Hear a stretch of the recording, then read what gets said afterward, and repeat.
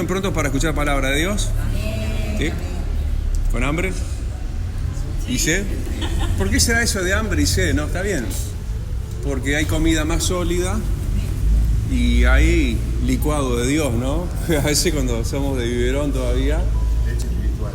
Claro, Dios nos da del biberón y está bien. Yo creo que en realidad siempre, como que necesitamos siempre un poco también de leche espiritual. Ustedes saben que la leche tiene una hormona de crecimiento. Además que la leche, es algo tierno, si se quiere, porque nos hace recordar, ¿sí?, que somos o fuimos lactantes.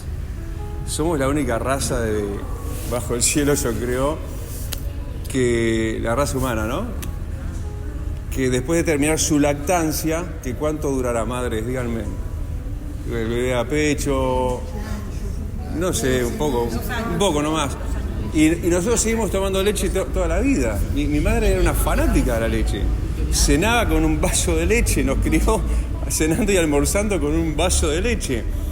Y decíamos que está bueno en ese sentido de que nos retrotrae a nuestras etapas iniciales, en este caso, hablando de leche espiritual, con Dios, ¿no? Y nos recuerda que somos sencillamente lo que somos. Alguien me escribió ayer, en realidad, termino agarrando hoy a chequear más mensajes que me han quedado para atrás, y lo leo hoy.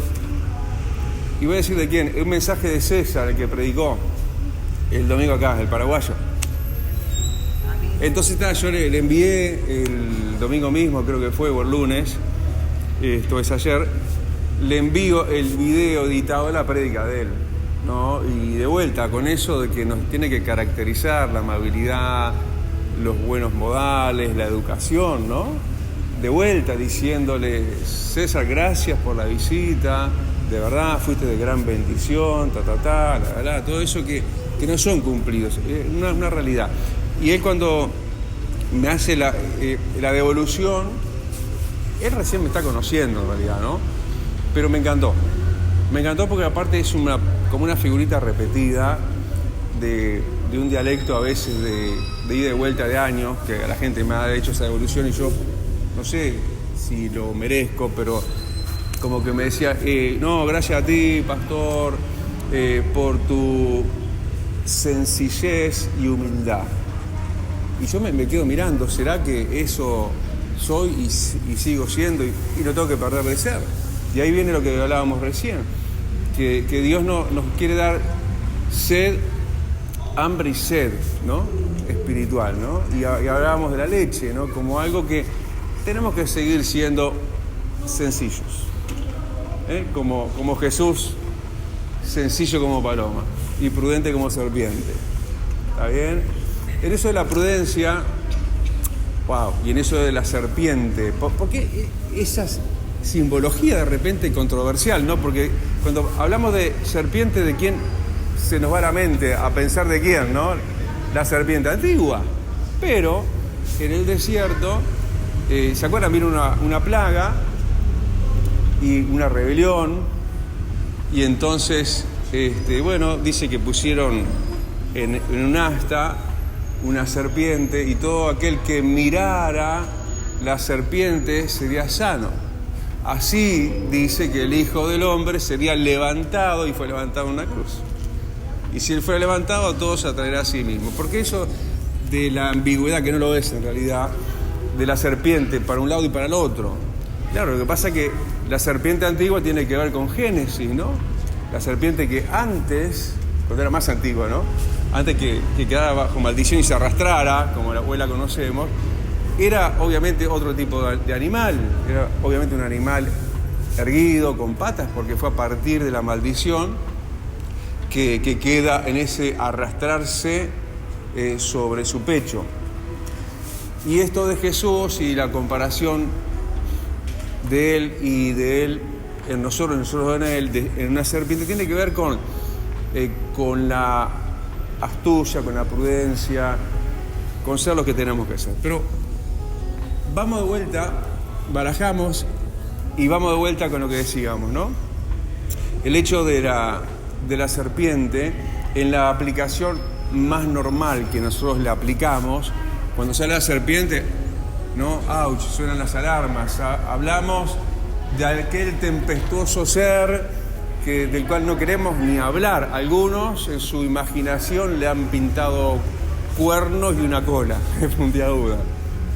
Que nada de eso, eso tiene que ver con otras culturas y bueno, un simbolismo que le dieron por otros lados. Pero la realidad es que es un ser existencial. Negarlo es darle ventajas.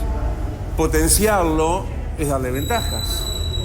Dar el equilibrio perfecto y exacto es lo que tenemos que hacer. Y para eso nosotros tenemos que, a ver si me ayudan por allá, nosotros tenemos que ser equilibrados, en cómo razonamos el tema espiritual. Es un tema asociado directamente con una reunión como la de hoy. Hacemos ¿qué una reunión como la de hoy? A ver, cuéntenme, ¿qué hacemos un martes? Lo que hacemos es, venimos a orar. Cuando venimos a orar, indudablemente se nos aflora el pensamiento espiritual y guerra espiritual. ¿Por qué? Porque en Efesios 6 habla que tenemos que orar con toda oración.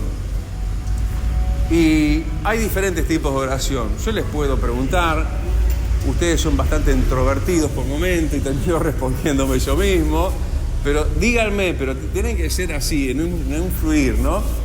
Díganme, a ver, ¿qué tipos de oraciones hay? A ver, bíblicamente, como dice Efesios, orad con toda oración. Así que hay varios tipos de oraciones. Rapidito, a ver. Oración tenemos un grupo de WhatsApp que son el grupo de los intercesores.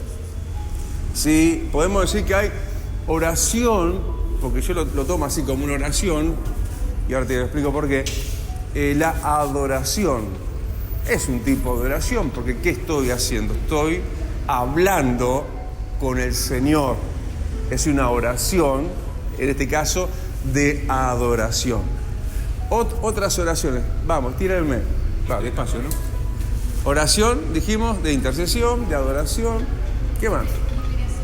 Liberación. Ahora vamos a ir a eso, ¿eh? Alabanza, muy bien. Oraciones imprecatorias. ¿Qué es eso? Es cuando en el Antiguo Testamento, en el Salmo, se demandaba la justicia de Dios acerca de ciertas cosas. Ajá. Y ponían, el salmista David requería a Dios que hiciera justo juicio por ciertas cosas que pasaban en su vida. Ajá. Bueno, ahí podemos irnos a lo que es la oración. Está bien, Dios haceme justicia. Y ahí, ¿por qué no estoy casi que pisando la oración del clamor, ¿no? Oración de clamor, que es más que simplemente tiro una frase y hablo con Dios. No, ya estoy en una pataleta, ya estoy en una situación que se me sube el volumen y pongo la señal muy fuerte porque estoy en un momento de clamor. Pero dentro de lo que decíamos en Efesios 6, que hay diferentes tipos de oraciones, está en Efesios 6, ¿qué narrativa aparece ahí? Aparece la narrativa de lo que es la guerra espiritual. ¿Sí? La armadura de Dios. Entonces, está haciendo alusión a todo tipo de oración, cuando dice orando con toda oración. Y también la oración, y con súplica, decía. Pero obviamente está haciendo hincapié en lo que es la oración de guerra. Y yo creo que no puede faltar eso. Yo creo que eso tiene que estar no estigmatizado, sino que tiene que estar dentro de nuestro ADN.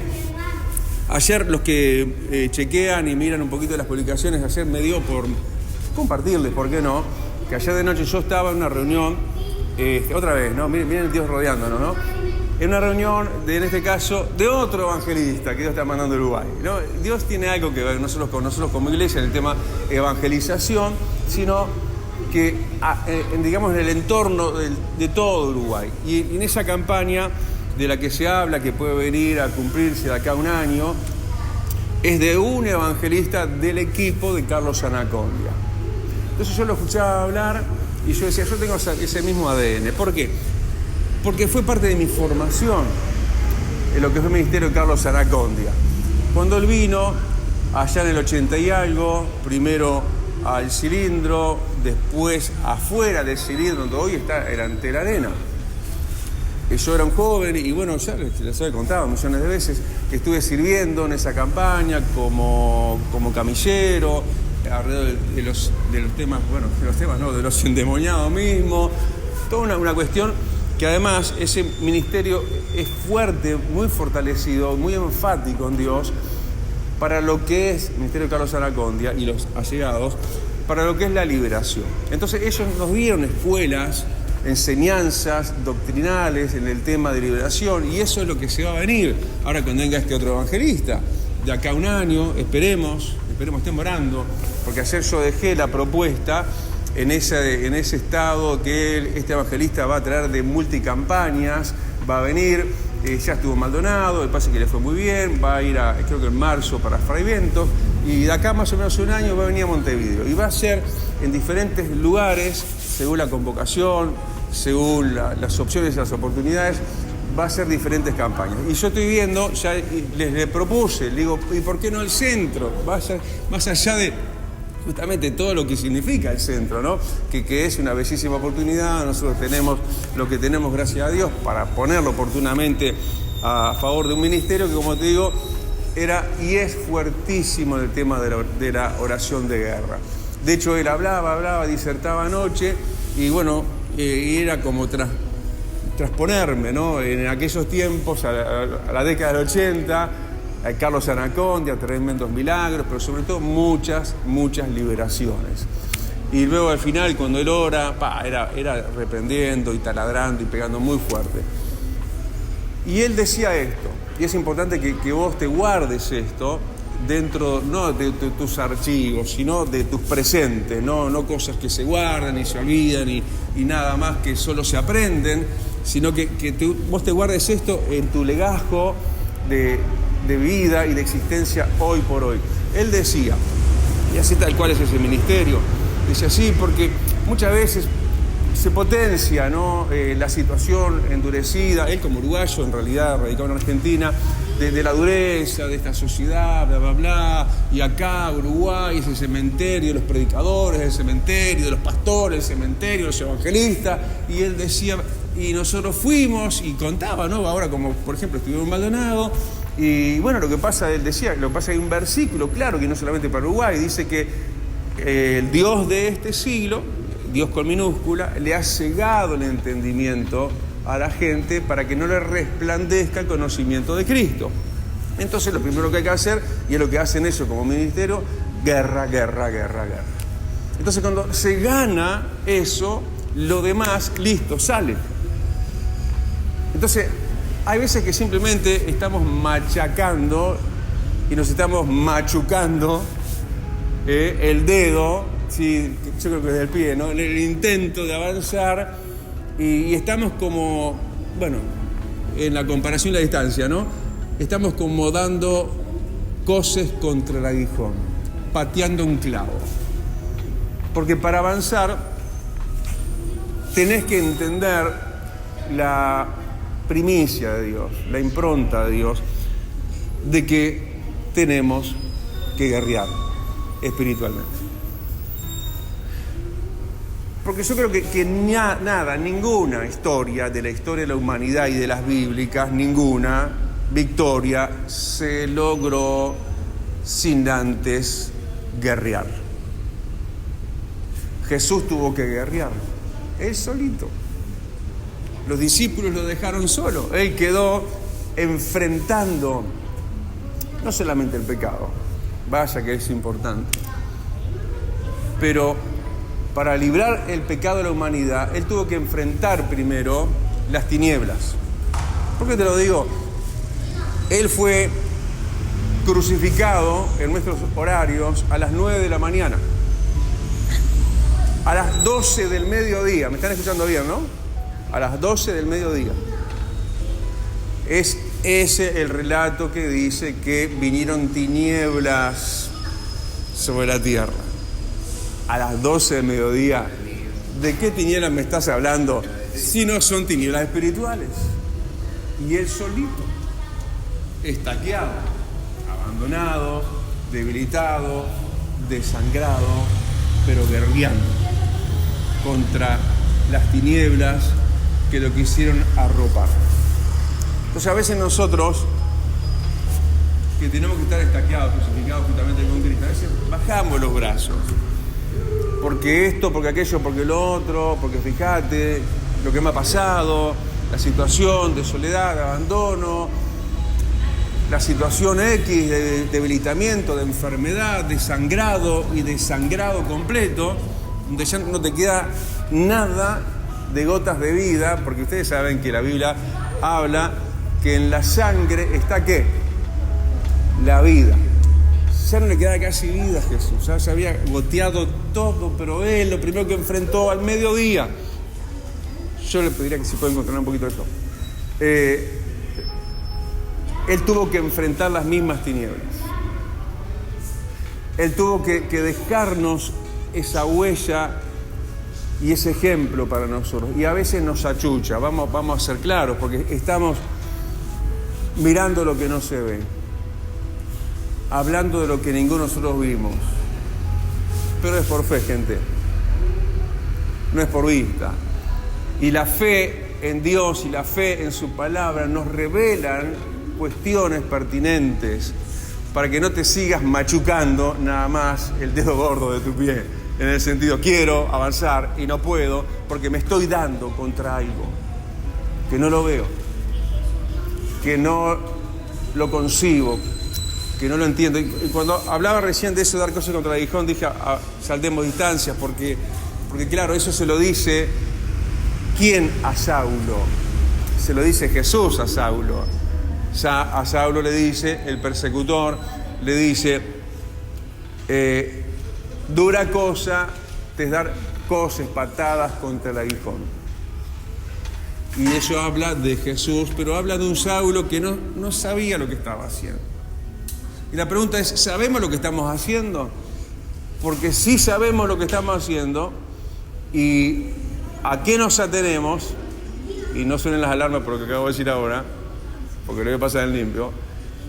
Si sabemos, sí, contra qué estamos peleando, pero también sabemos quién pelea con nosotros, se nos va a ir el chucho, el miedito.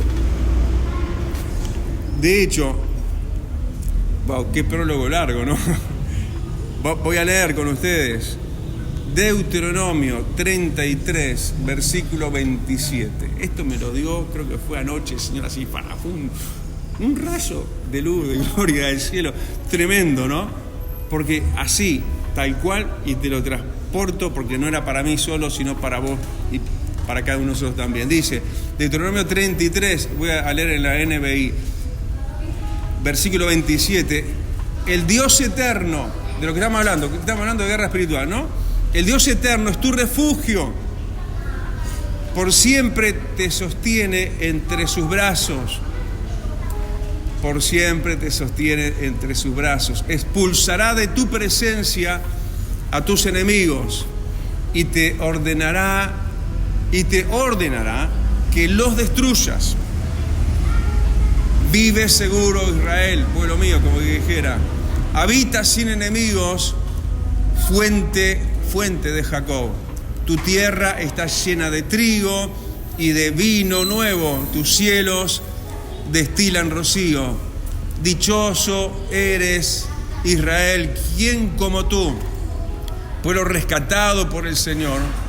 Él es tu escudo y tu ayuda. Él es tu espada victoriosa. Él es tu espada victoriosa. Tus enemigos se doblegarán ante ti. Sus espaldas te servirán de tapete. ¿Qué es tapete? De felpudo, eso, ¿no? Claro. Escuchamos, ¿no? ¿Qué le parece? ¿Qué le pareció? Para mí... impresionante.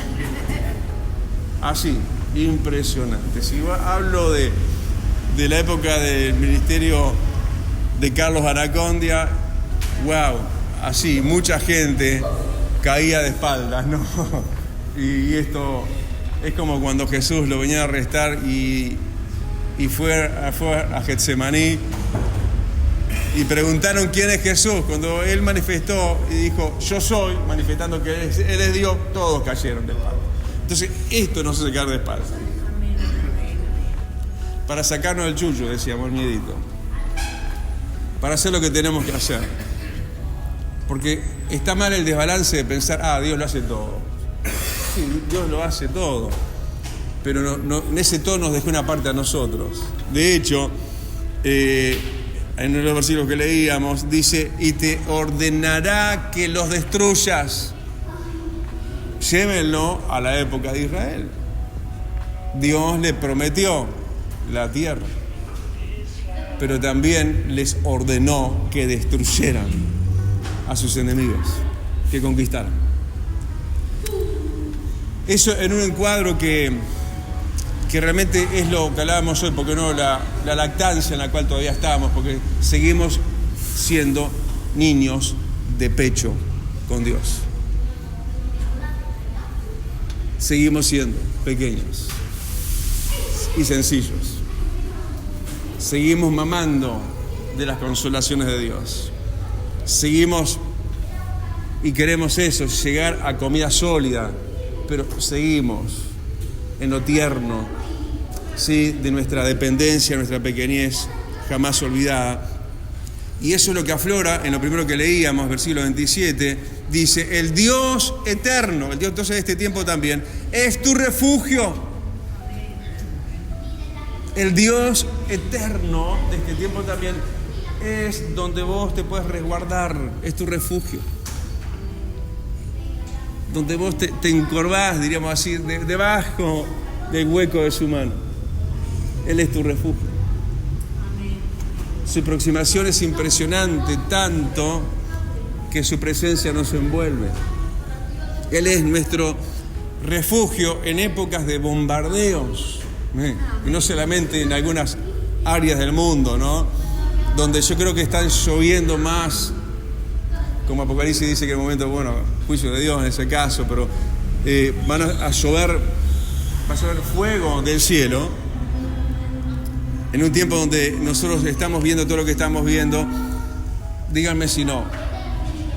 Él es nuestro refugio y escuchamos de bombas que explotan a veces muy cerca, pero no nos ha dañado.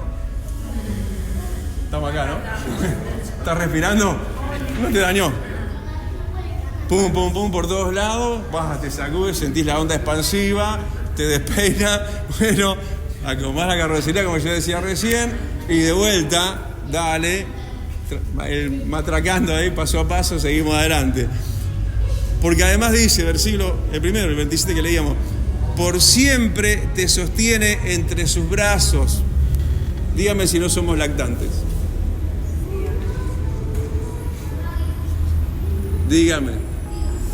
Y si no, séte como niño, porque si no te volvés como niño no vas a ver ni siquiera el reino de los cielos. No lo vas ni a ver, menos entrar. Hay que hacerse lactante y volver a ser niños, sencillos, como palomas, astutos como serpientes. Dice ese Dios de refugio que uno diría hasta acá, Dios lo hace todo, me pone en lugar de confort, en refugio, me abraza en su abrazo y nada, a esperar que Dios sobre. A veces estamos en la butaca esperando que Dios sobre, pero lo inmediato a esto dice, y te ordenará que los destruyas. Como que el Señor es tan bueno, y déjenme aplicarlo en esto también, que no solamente Él se compartió con nosotros, Él mismo entregándose y viniendo por nosotros. No solo nos va a compartir, y ya nos está compartiendo, por ejemplo, su espíritu, su palabra, su iglesia, su reino, nos va a compartir el cielo. Él nos comparte todo. Entonces, ¿por qué no nos iba a compartir el disfrute de vencer al enemigo?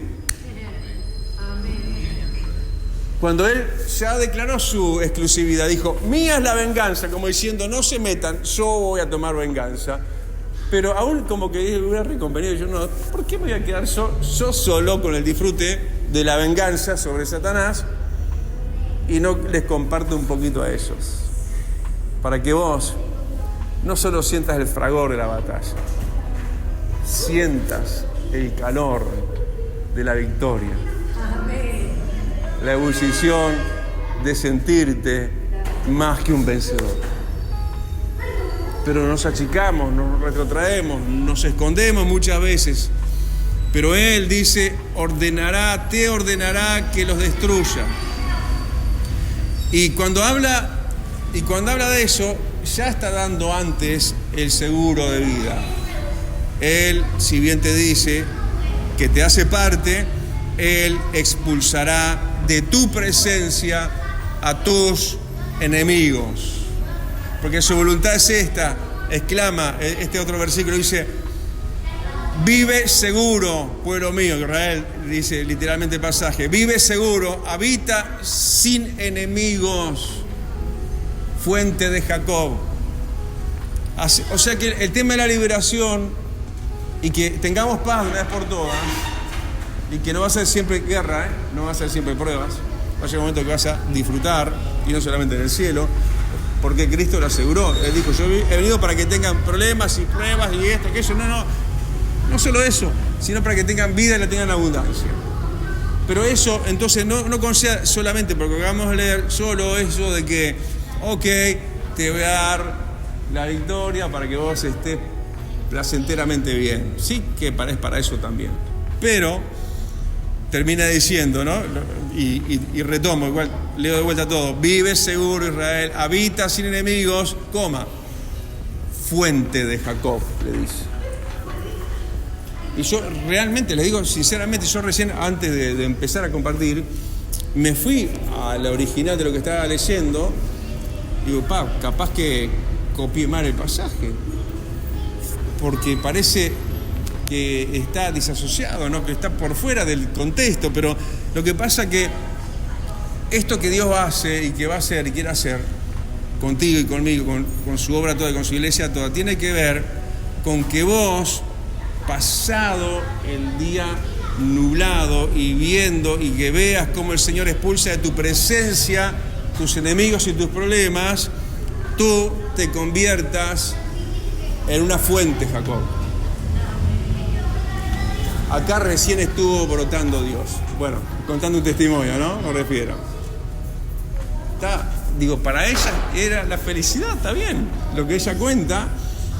Y eso es lo que Dios se quiere potenciar en tu vida para que luego vos seas una fuente de alabanza, una fuente testimonial, alguien que habla y comparte. Y aún sin hablar, y no te estoy diciendo que no hables, te estoy diciendo primero que sí, hables lo que Dios está haciendo contigo. Ve y cuenta con grandes cosas ha hecho Dios contigo, pero aún tu testimonio va a hablar. ¿Vos te pensás que hoy tu testimonio quizás problemático no habla? Hay gente que te mira en el silencio y capaz que piensa, ¿y a este para qué le sirve a la iglesia? Mírenlo. ¿Y dónde está tu Dios? Son expresiones bíblicas. No solamente nos pasa a nosotros, le pasó a un David que de repente pasó a ser el rey de Israel. ¿Y antes qué era? El último orejón de su casa. El tirado, el olvidado. El que tenía que trabarse en lucha con osos y con leones. Pero ¿quién estaba con el rey David? ¿Quién está hoy con nosotros? Él es Rey de Reyes y Señor de Señores. Y cuando te dije que él estaba con el rey David, cuando los osos y los leones, David no era rey todavía. Pero ya el Señor estaba con él. Porque Él es Rey de Reyes y Señor de Señores. Y es Rey, ya es y será desde la eternidad hasta la eternidad. Pero Rey de Reyes, de los que seremos reyes. Aunque ahora estés como en el olvidado completo, el Señor te promete que vas a expulsar de tu presencia a tus enemigos. Te promete, más adelante leo, Dice, Él es tu escudo y tu ayuda es tu espada victoriosa. Si lo leo de vuelta, presten atención. Busquemos discernir las Escrituras, ¿no? Cuando uno lo lee, con la ayuda del Espíritu Santo, pero hay que escudriñar las Escrituras, ¿no? Por eso te lo leo de vuelta. Te voy a pedir la ayuda, a ver si me ayudas. Él es tu escudo. Él es tu ayuda. Él es tu espada. 3 cosas, ¿no? ¿Qué podemos estar viendo ahí en lo que es esto de la guerra espiritual? ¿Qué es lo primero que se está diciendo? Él es tu escudo. Pa. Quiere decir que está en un asedio. Pa, pum, pum, una tras de otra. Ta, ta, ta, ta, ta, ta. Él es tu escudo. ¿Sí? ¿Cómo se llama en Efesios 6 nuestro escudo? El escudo de la fe. ¿Sí? ¿Y es el escudo de quién? Efesios 6. ¿La armadura de quién? La armadura de Dios. Es la armadura de Él. ¿Hicieron conciencia en eso? Él es tu escudo. Al principio, asedio, problema. Segunda secuencia. Él es tu escudo, primera. ¿Y qué sigue diciendo? Y tu ayuda. ¿Viste? Cuando ya estás zozobrando, ya no podés, y no has hecho más que tratar de levantar el escudo, de levantar la fe, de levantar tu cabeza y estar medianamente erguido. Sí, pero ahí cuando ya estás desfalleciente solamente en lo que es defensa, escudo, Él es tu ayuda. Y entonces te reconvierte la situación, te ayuda, te levanta, te fortalece. ¿Y qué viene al final? La espada. La victoria. La victoria. La espada. Él es tu escudo. Él es tu ayuda. Él es tu espada victoriosa. ¿Tenemos la armadura? ¿Tenemos la ayuda de Dios? ¿Tenemos el escudo? ¿Y tenemos la espada de Dios? Al diablo hay que pegarle con la espada de Dios. Con la palabra de Dios. Con la palabra de Dios. Con la palabra de Dios. Escrito está. Taca. ¿Qué hizo Jesús? Escrito está. Paca. Y una y otra. La palabra de Dios es la espada de Dios.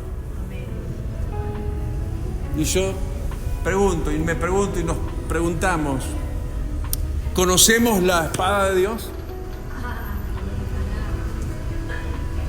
Hay que conocer la Biblia. Hay que leerla para conocerla. Recién decíamos, hay que escudriñarla para conocerla. Hay que congregarse para uno conocer la espada de Dios. ¿Y cómo se autodefine en la Biblia la espada de Dios? Tiene también 3 cuestiones en curso. Una espada punzante, penetra, y una espada de doble filo. Explíquenme en eso del doble filo. ¿A qué se puede referir? Conjeturas. ¿A qué se puede referir? Nosotros necesitamos cortar solamente en un sentido, una sola dirección, solamente en lo espiritual, o vivimos en lo natural. También. Algunos argumentan, y puede ser bastante bien, dicen que cuando se levantó la tempestad que se levantó contra la barca, era más que una tempestad, como decíamos la oscuridad en el Calvario. Era algo espiritual. De hecho, el Señor reprende los vientos y la marea. Y no es solamente, se fueron los demonios a no sé dónde. Aparte, cortó la espada en el mundo natural y se hizo bonanza. ¿Entienden? El mundo espiritual, invisible, intangible, pero real. Por un lado el Señor corta eso, pero luego viene la manifestación en lo natural también. Esa es la espada de Dios. Y bueno, vive seguro, Israel, dice. habita sin enemigo, fuente de Jacob. Dios quiere glorificarse para que hables de Él, para que fluyas en alabanza, para que fluyas en servicio, para que fluyas en buena voluntad para con Dios. Que seas una persona voluntariosa. Tus enemigos, final de la historia, que es principio de una nueva, final de la historia bélica, tus enemigos se doblegarán ante ti. Sus espaldas te servirán de felpudo. ¿Por qué dice eso el pastor? Porque lo que dice. Y Jesús lo que dijo: hollaréis serpientes, escorpiones, tapete, felpudo. ¿Sí? Y un poco me viene esto y te lo comento. ¿Te acuerdas cuando Jesús los mandó de 2 en 2? Y si entraras a algún lugar, algún pueblo, una ciudad, que no te recibieron, que no fueran dignos, sal de ese lugar y sacude el polvo de tus pies. Hay momentos para hollar serpientes. ¿A quién le gustaría eso? Imagínate, pisar una serpiente. ¿A quién le gusta esa guerra espiritual? ¿A quién le gusta hacer liberación de un endemoniado? ¿A quién le gusta ayunar? Hacerlo igual. Ya va a llegar el momento que vas a sacudirte el polvo, vas a decir, bueno, ya está, ya pasó, pero tuviste primero que hollar. Vida Abundante te invita a su nuevo lugar. En 18 de julio, 1280, Casilla Guarón, ex Cinemateca. Un ambiente de alegría y esperanza te espera cada día. Domingo, 10 horas. Martes y jueves, 17 horas. Miércoles y viernes, 19:30 horas. Vida Abundante, donde tu vida va a cambiar. Celestial FM, la radio más escuchada. Buena radio.